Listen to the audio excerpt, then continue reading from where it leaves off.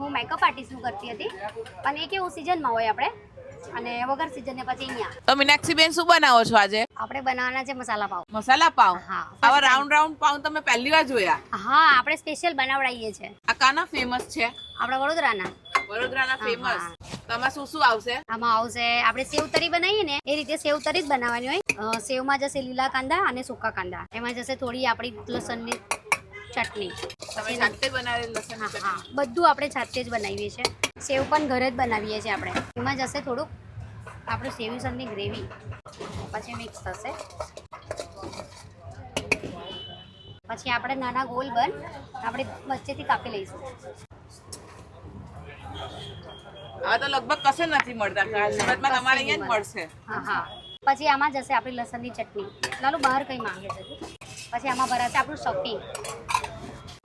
પછી એને શેકવાનું પણ? હા, એને બટરમાં ફ્રાય કરીએ આપણે, એ પણ અમૂલ બટરમાં. શું પ્રાઇસ હશે આની?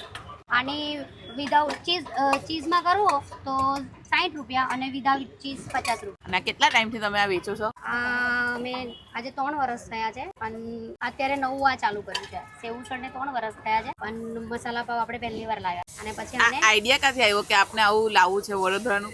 વડોદરામાં મળે જ છે આ તમને બધી જગ્યાએ. પણ સુરતમાં તો તમે જ લાવ્યા પહેલા. હા, કેમ કે આપણે સુરતમાં સેવસળ ઓથેન્ટિક પણ આપણે લાવવાવાળા. હા. પીસળ પાવ રાખીએ આપણે, સેવ તરી રાખીએ. આ થઈ ગયું હવે? રેડી. પાછી લસણની ચટણી. લસણની ચટણી જેને સ્પાઈસી ખાવું હોય એના માટે. આ રેડી છે આપણા મસાલા પાવ. હવે આ મસાલા પાવ કોઈને ખાવા હોય તો ક્યાં આવવું પડે? અહીંયા Sangini circle, second VIP road, ભગવાન મહાવીર કોલેજ, મહાલક્ષ્મી સેવસળ. અચ્છા, મહાલક્ષ્મી સેવસળ. અને ટાઈમિંગ શું હશે તમારો? આપણે 9 થી 4 નો ટાઈમિંગ છે. હા. મેકઅપ આર્ટિસ્ટ હજી પણ ચાલુ જ છે. ચાલુ જ છે. તો ગાઈસ કોઈને ઓર્ડર આપવા હોય તો સ્ક્રીન પર આપેલો છે નંબર, એનો ઓર્ડર પણ તમે આપી શકો છો. 7016707209. તો કોઈને મિસળ પાવનો ઓર્ડર આપવો હોય કે મેકઅપનો, આ નંબર પર કોન્ટેક્ટ કરી દેજો. સેવસળની ગ્રેવી 5 બનશે 5. આપણું મિસળ. મિસળ હા, ફૂલ્લી એકદમ સ્પાઈસી. Authentic Maharashtrian style. હા. જો તમે જોઈ શકો છો આવા ગોલ બન જે આખા સુરતમાં તમને કશે નથી મળવાના અને ફૂલ સ્ટફિંગ થી લોડેડ છે. જુઓ મસ્ત એકદમ. આ સેવ એમને જાતે ઘરે બનાવેલી છે, લસણની ચટણી બધું ઘરે એમને બનાવેલું છે. હવે ટેસ્ટ કરીને જોઈએ કેવું લાગે. ફૂલ ફ્લેવર છે, એકદમ લસણનો ફ્લેવર છે. સેવ એકદમ ક્રન્ચી લાગે છે અને એકદમ બન એકદમ સોફ્ટ. જો તમારે પણ ટ્રાય કરવું હોય તો જરૂરથી આ મહાલક્ષ્મી પર આવજો, જે આવ્યું છે સંગીની સર્કલ.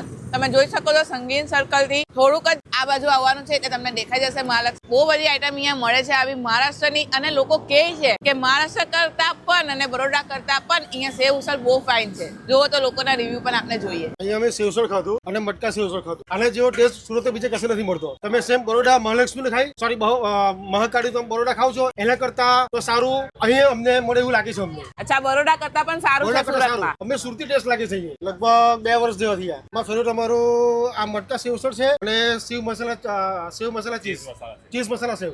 અચ્છા, તો બીજા રેકમેન્ડ તમારા ફ્રેન્ડ ને તમે લઈને આવ્યા છો બધાને? ફ્રેન્ડ છે ના 2 ભણ્યા છે. કેવું લાગ્યું તમને? मसाला पाव है, मसाला पाव है, मसाला उसल पाव है और बहुत डिलीशियस है. अलग ही टाइप का है, ऐसा तो मैंने खाया नहीं है सूरत में, इसलिए अभी डेली आते हैं हम लोग. डेली आते हो? डेली खाते हो? डेली लेके जाते हैं. अरे वाह, कितने टाइम से आते हो? हो गया 3 महीने तो हो गए आते हैं. ओ 3 महीने से डेली. तो दूसरे को आप रिकमेंड करोगे ये वाला? बिल्कुल बिल्कुल. और भी डिशेज है यहाँ पे, जो करी है, उसल पाव है, सारे बहुत टेस्टी है.